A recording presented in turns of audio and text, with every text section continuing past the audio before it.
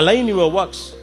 ஒரு வார்ட்ரோப்ல துணி வைக்க இடமே இல்லைன்னு ஒரு பொண்ணு அவங்க அப்பா கிட்ட போய் சொல்றான். அவங்க அப்பா சொல்றாரு, no, you have a sufficient space to keep your dresses தேர்.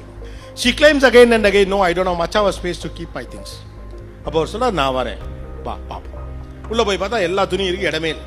அப்போ அவர் சொல்றாரு, நீ எப்பொழுதாவது பயன்படுத்தக்கூடிய உன்னுடைய உடைகளை மேலே வை, டாப் எட்ஜ், ஏன்னா அங்கே நீங்கள் ஆக்சஸ் பண்ணுறது கஷ்டம், ஸோ மேலே வை அப்படின்னு சொல்றாரு. அவன் அதே மாதிரி மேலே வைக்கிறான்.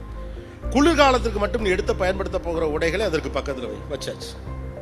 ஓகே, நீ தினந்தோறும் பயன்படுத்தக்கூடிய உடைகள் அப்படிங்கிறது எல்லாத்தையும் உனக்கு நேராக அடிக்கடி ஆக்சஸ்ல இருக்கக்கூடிய அந்த டிஸ்டன்ஸ்ல இருக்க இந்த இதில் வை, வச்சாச்சு.